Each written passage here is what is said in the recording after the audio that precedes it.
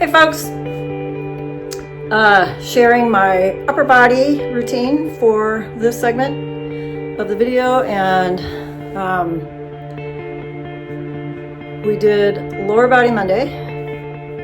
I'm going to sound like I'm making excuses, but Thursdays tend to be a little bit of a dip of energy for me in the morning because it's my long day out with my mom, going in and out of the car with her in the wheelchair and shopping and stuff.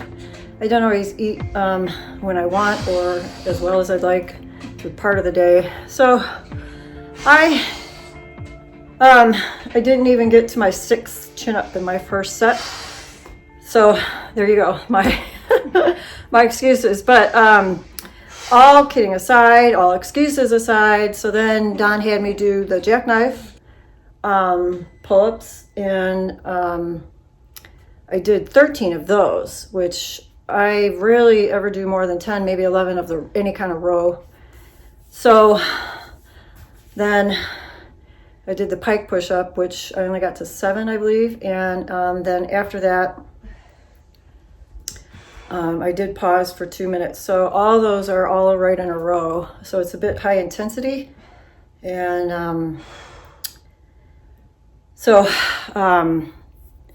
after doing the row, I don't even, let's see, I have to go back and look now. My first set of push-ups was, oh, that's right.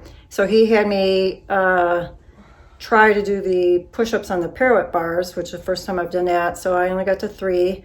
And then after that, right away, trying to complete my push-up set, I didn't get that many more. I don't even know if I got up to 10 of those. So I did another set. Thought I filmed it and I didn't. So I did another set of 10. And the set you're seeing was actually a whole nother set after that. So I did another set of 3 chin-ups, followed by a 30-second pause, and I got one more in, barely, but I got one more in, and then paused a little bit and did the extra set of push-ups just to get them on film. So all told, it wasn't a bad training, but a lot of training has to do with just how our mind perceives things. How are we feeling mentally before we start?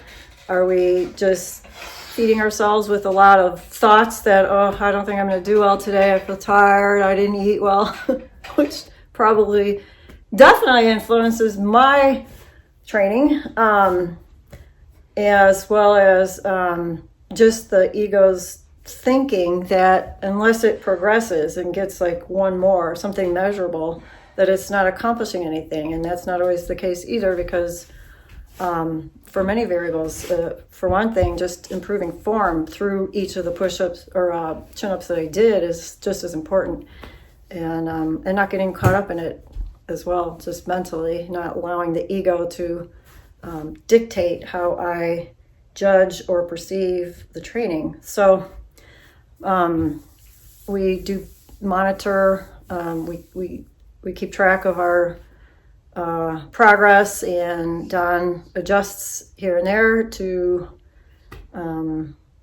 try different strategies. Like I've said before, training more often, less often, half the body or whole body all at once. So anyway, it's just wanting to share these things. It's just training as someone who's over 60 is different than how I used to train 10, 20 years ago. So got to roll with the changes. This change is a natural part of life. So anyway, hope sharing this helps. If you're not doing anything, it doesn't matter what age you are, it's always a good time to start.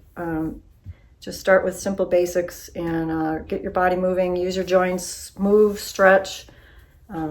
All these things are really helpful for mind, body health. So, all right, hope you enjoyed this video. I'll see you in the next one. Take care. And by the way, if you haven't checked out my oatmeal recipe video, it's really good. And I've got some great toppings that you may not be considering putting on your oatmeal that you might want to give a try, plus some tips to make it super creamy. Just a very classic way to prepare oatmeal, at least macrobiotic style.